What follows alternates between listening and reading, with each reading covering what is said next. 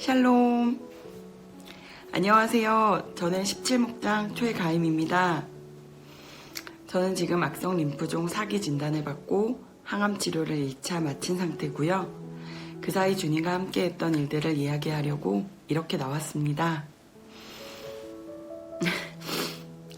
믿지 않는 사람들은 제가 암에 걸렸다고 하면 네가 믿는 하나님은 왜 너를 암에 걸리게 두셨니? 네가 죄를 지어서 암에 걸렸나 보네. 이렇게 생각할 거란 생각이 듭니다. 어디까지나 제 생각이고 어쩌면 제가 하나님을 믿기 전에 그런 사람이었기 때문에 그렇게 생각할 수도 있습니다. 제 주변엔 믿지 않는 사람들 뿐입니다. 그래서 제가 지금 이 상황을 하나님께 더 의지하며 갈 수 있는 건지도 모르겠다는 생각이 들었어요. 그동안 기도했던 어려운 상황들, 또 절대 바뀔 수 없고 해결할 수 없을 것만 같았던 그저 제 푸념이나 위안처럼 했던 기도들이 얘기할 곳이 주님밖에 없어요. 하지만 주님도 어쩌시겠어요. 그냥 징징거리는 걸로 들어주세요 하며 제 것을 구하는 것에 대한 기도에는 좀 믿음이 부족했던 저였습니다.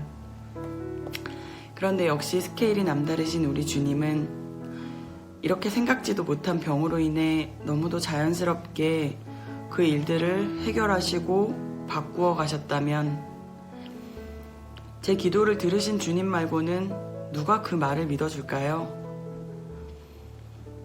아마 모두 이렇게 되고 나니 하나님 말하고 싶어서 잘 됐다고 하며 위안을 저렇게 삼나 보다 하겠죠. 그래서 예전처럼 입으로 하나님을 증거하려고 달려들지 않는 또 저를 보게 됩니다. 이르시기를 너희는 가만히 있어 내가 하나님 됨을 알지어다. 내가 열방과 세계 중에서 높임을 받으리라 하시도다. 시편 46장 10절 말씀인데요.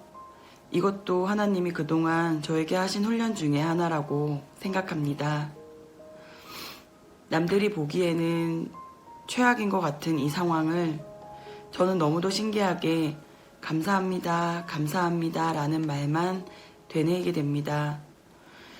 저를 보는 의사 선생님들, 안과, 혈액내과, 호흡기내과, 안병동 이분들이 제일 많이 하시는 말씀이 정말 다행이죠. 정말 운이 좋았죠. 이런 건 처음 봅니다. 오히려 다행입니다.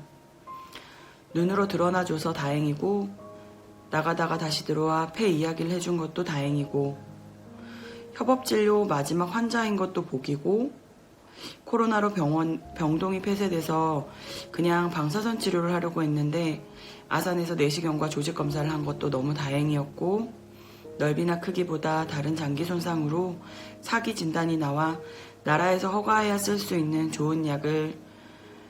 효과 좋은 약을 써서 어쩌면 운이 굉장히 좋고 폐는 눈이 아니었다면 좀 많이 진행되고 나서도 발견하기 힘든 곳이라 정말 다행이라고 등등등 들어갈 때마다 선생님들은 이렇게 말씀하셨습니다. 신기하다, 다행이다, 감사하다 이런 건 처음 본다, 드문 일이다.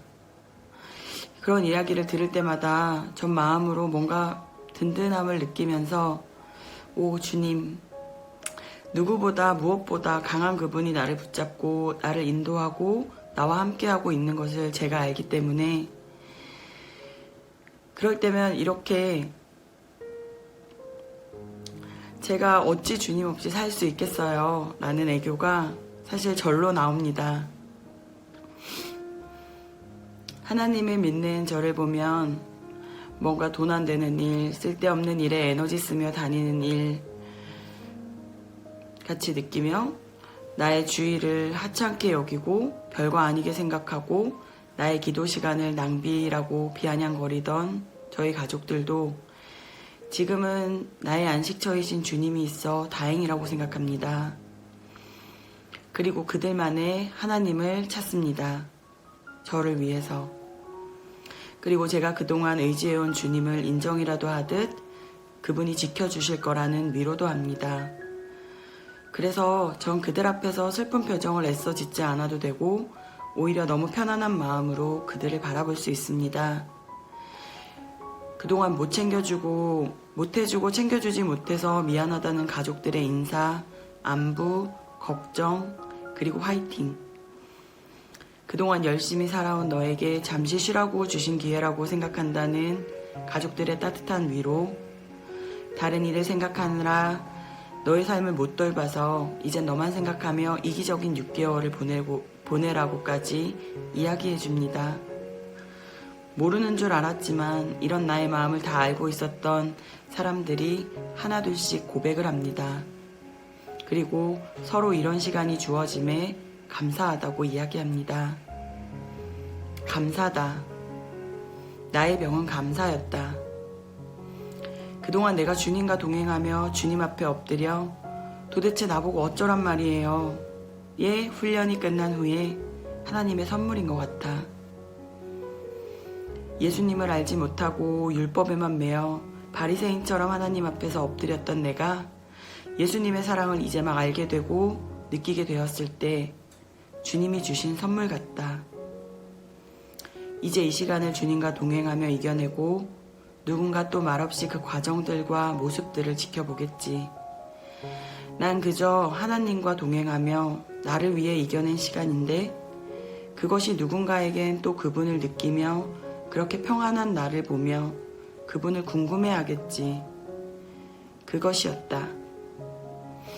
내가 애써 사랑을 하는 것이 아닌 하나님을 바라보며 나아가는 나의 모습 뒤에 하나님의 사랑을 그들이 보는 것. 저는 이렇게 병을 이겨내 나가려고 합니다.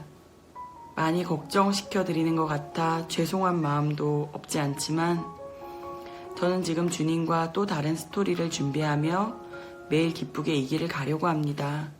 사실 그렇고요. 연애할 때 매일 웃지만 않는 것처럼 때론 정말 죽고 싶을 만큼 힘든 시간이 있는 것처럼 그런 시간도 오겠죠. 하지만 그렇다고 너무 사랑하는 상대와 이별을 고하기보다 그 시간을 이겨내어 더 단단한 사랑이 되는 것처럼 저도 지금 주님과 함께 더 단단한 사랑 계단을 만들 준비를 하고 있습니다. 언제나 그랬던 것처럼 저보다 저를 더 사랑하시는 그분이심을 알기에 그 어떤 때보다 행복합니다. 저를 항상 지켜주시는 말씀, 나의 가는 길을 오직 그가 아시나니 그가 나를 단련하신 후에는 내가 정금같이 나오리라. 욥기 23장 10절 말씀인데요. 초신자 때 기도 중에 이 말씀을 받고 엄청 펑펑 울었던 기억이 납니다.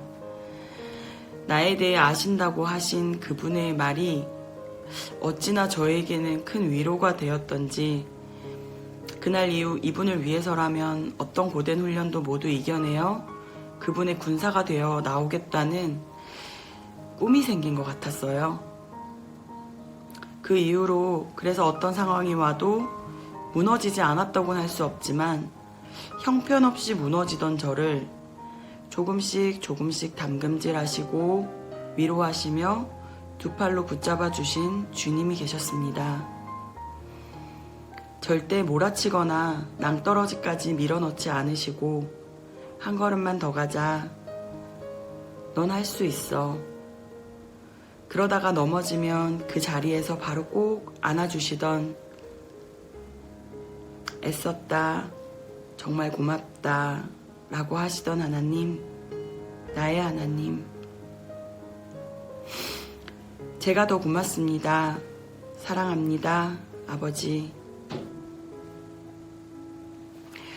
사실 너무 부끄러워 망설였는데요. 세바시라는 말씀을 듣는 순간 마음을 주시는 것 같았어요. 믿는 사람들과는 하나님의 사랑을 함께 나누라고 준비했다고 하시는 것처럼 그래서 부족하지만 순종하는 마음으로 이렇게 찍어보았습니다. 그리고 중보기도로 저를 도와주시는 성도님들 덕분에 사실 요즘 너무 평안합니다. 정말 감사합니다. 그럼 건강한 모습으로 또 뵙겠습니다. 샬롬.